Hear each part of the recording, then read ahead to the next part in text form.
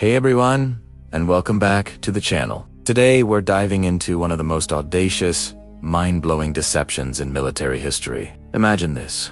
You're at war, and the enemy's powerful navy seems to be everywhere, a constant, looming threat. But what if I told you that a huge chunk of that navy was nothing more than painted canvas? It sounds like a Hollywood movie plot, but this is the incredible true story of how Britain fooled Germany with an army of ghosts and a navy made of tarps. This all goes back to the lead up to D-Day in 1944. The Allies were planning the largest amphibious invasion ever seen, Operation Overlord. The success of this invasion hinged on one critical element. Surprise, they had to land in Normandy, but they also had to convince the Germans that the main attack was coming somewhere else entirely. The target for this grand deception, the Pas de Calais, the narrowest point of the English Channel. It was the most logical place to invade, which is exactly why the Allies needed Hitler to keep his best troops stationed there, far away from the real landing beaches in Normandy. To pull this off, the Allies created a masterpiece of illusion called Operation Fortitude, and at the heart of this operation was a completely fake army group, the 1st United States Army Group, or FUSAG. This phantom army needed a commander, and who better to lead a fake army than a real, famous, and feared general. Enter General George S. Patton.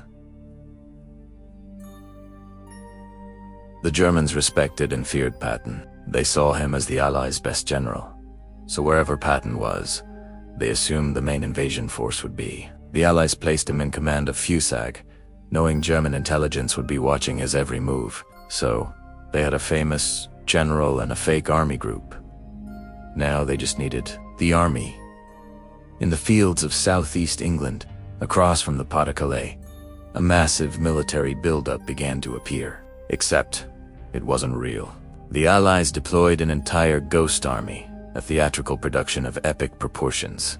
They used inflatable rubber tanks that looked incredibly realistic from the air. From a distance, you couldn't tell a real Sherman tank from a blow-up one. They parked hundreds of these dummy tanks in neat rows, just as a real army would. They even made fake tire tracks in the dirt to simulate movement. It didn't stop with tanks.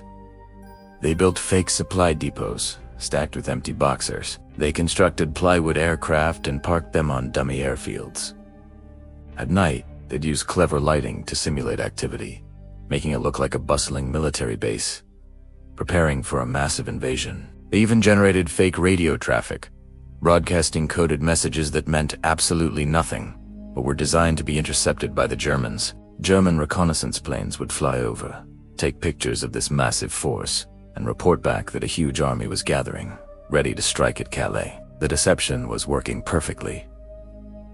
But an invasion force can't just be soldiers and tanks. You need ships to carry them across the channel. This is where the story gets even more incredible. The Allies needed to create the illusion of a massive naval fleet in the ports of southeast England. But all the real ships, the landing craft, the warships, were secretly gathering in the southwest, preparing for the real Normandy landings.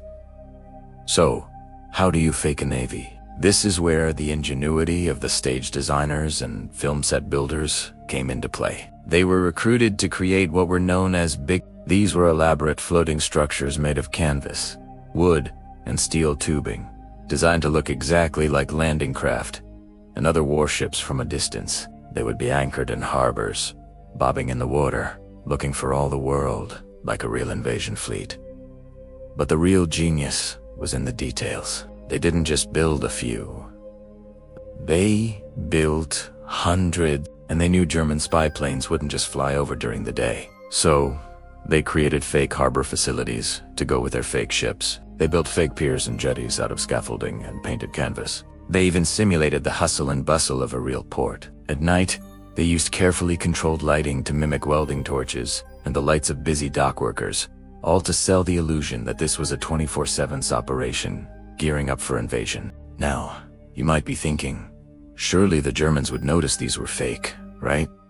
Well, that's the clever part. The Allies controlled the skies over southern England. German reconnaissance flights were risky and infrequent. They had to fly high and fast to avoid being shot down, meaning they could only get fleeting glimpses and blurry aerial photographs. From 30,000 feet, A well-made inflatable tank, or a cleverly designed canvas ship, looks exactly like the real thing. The deception was so convincing that German intelligence completely bought it. They concluded that FUSAG was the primary invasion force, and that the main attack would definitely come at the Potomac. Even after the D-Day landings began in Normandy on June 6th, Hitler and his high command were convinced it was just a diversion.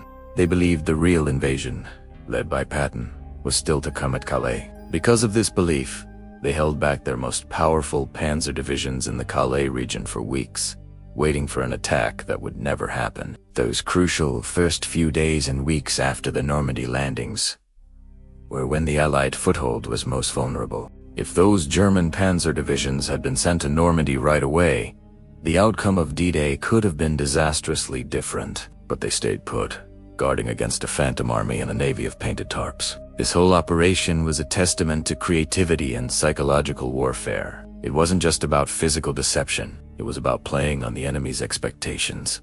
The Germans expected the invasion of Calais, so the Allies gave them every reason to keep expecting it. By the time the German high command finally realized they had been tricked and that Normandy was the real invasion, it was too late. The Allies had established a secure beachhead and were already pushing inland. Operation Fortitude, with its ghost army and canvas navy, is arguably one of the most successful and important deception campaigns in all of military history. It saved countless lives by ensuring the D-Day landings faced less initial resistance than they otherwise would have. It's a powerful reminder that in warfare, sometimes the cleverest weapon isn't a bomb or a bullet, but a brilliant idea, a bit of rubber, and some painted canvas. It truly shows that the pen, or in this case, the paintbrush, can be mightier than the sword. Thanks so much for watching. What do you think is the most ingenious part of this whole plan? Let me know down in the comments. If you enjoyed this story, make sure to hit that like button and subscribe for more incredible tales from history. We'll see you in the next one.